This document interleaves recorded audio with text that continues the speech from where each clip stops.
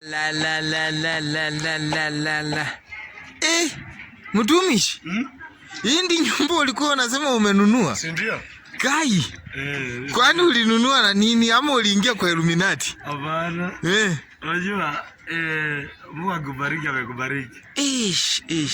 Aki. Hii kitu ulinunua pesa ngapi bwana? Hii kitu ni sikununua pesa mingi. 200. 200 1 200. Yani shilingi 100 200. Na unajua nyumba nimechanga na pesa ngapi? Tani cheki kidogo. Uko na akili mbaya sana. Basi cheki na pesa mingi, nimecheka na pesa kidogo. Unaona hii kama kutoka hapa unateremka paka hapa. Kote ni kwangu. Sasa nimechanga na pesa ngapi? Fundi ilikuwa namlipanga. Hiyo time nilichenga miaka 10, miaka 30 imepita. Ilikuwa pesa kidogo. Fundi alikuwa anakula 30 bob kwa siku. So sija kutumia pesa mingi sana. Nimetumia kama shilingi 50,000. 50,000. Shamba ninunua hiyo wakati shilingi 5,000. Jamani, mtumishi ameomoka, ako na gari, ako na keti. Hii keti amenunua shilingi 200. Mungu ulivyokupa. Sasa hapo unafanya nini? Umesimama pataruenda kwa nyumba yako? Hapana, so unajua sana nini hapa nje? Nasalimia majirani, useme huyu jamaa tangu amoke siku hizi aongeleshi watu. Unajua watu wanaongea na roho mbaya tu kiomoka. Sasa majirani yako unaishi na majirani tu ama wasanii pia? Si majirani wengine tu, si wasanii. Wasanii watu tunakutananga tu tukiwa event, tukiwa tunapaa juu kitoko na ndeke. Kuna siku nilisikia kwa news kwa Citizen TV. Ati Ringtone alikuwa anakutafuta muimbe na yeye gospel. Acha nikwambie Ringtone amenitafuta. Unajua yeye ndiye kiongozi wa waimbaji wa nyimbo za injili. Wa gospel. Wa gospel. Sasa alinitafuta lakini nikamwambia niko busy sana. So lazima nipe muda mwaka hii ishe. Tutafanya hiyo kazi labda muitarajie next year. Lakini 2022 lakini. Unajua Ringtone alipea bibi hapa hadi 100,000 kwa birthday yake. Wacha mchezo. Sasa wewe ungeenda uimbe na yeye. Imagine mumsanii German wa gospel amekutafuta na wewe. Nikwambie, German Zaya amesota na kitu. Chairman Zaya amezota hana kitu. Yeye chairman.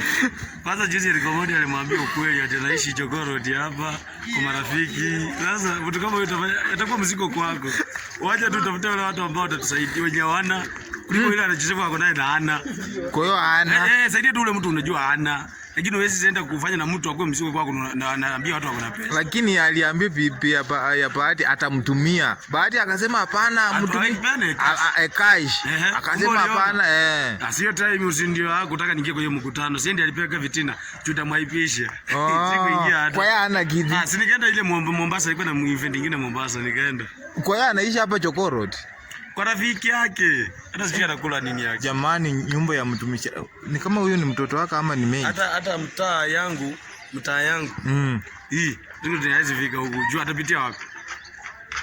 Atapitia wapi? Ana gari, atapora kasimu. Ako na V8 bana. Ringtone. Labda ameomba Eriko. Labda ameomba Eriko. Eriko naamini juu Jimajika amebaia Eriko kubwa na yeye pia alikuwa na kubwa. So labda aombe Eriko. Ama watu kina Churchill aombe. Hata anaweza aombe DT comedian. Sasa huyu mtoto DT comedian ako na hiyo V8. Huyu mtoto nasikia mnakaa na yeye anabweka kama umbwa na nini kama. Hebu bweka kidogo. Wewe umekuwa umbwa. Sauti kwanza, hebu bweka tena. Peka vizuri, ulikuwa unapeka vizuri, sauti nzuri hapo. Kwa hiyo mtumishi wewe unakaa na vibwezi. Hapana, unajua watoto wa Masongo wanajifundisha video vitu wanaona kwa mtandao. Wana simu, wana wifi, wana vitu kwa nyumba so. Kama wana simu kwao, sasa lazima ajifunze ile vitu anaona. Huyu kwa hiyo mtoto wa tajiri fulani. Jirani yangu hapa bwana. Usijali. Asante bana, nilikuwa napita tu. Nataka nione hapa nani anaitwa nani huyu Will Paul. Divorce ya Gogo. Nilikuwa nimepea pesa fulani sasa nataka. Unapitia tu hapa hivi unaenda hivi umefika kwake. Sawa. Sasa na vipi hapa Ndonyo kwa bye. Yes, ndio tu hapo hivyo. Asante bana, barikiwa. Nimefika. Na unajulikana sana. Kwani unasema umefika haki? Na bado unaendelea kwenda? Asante.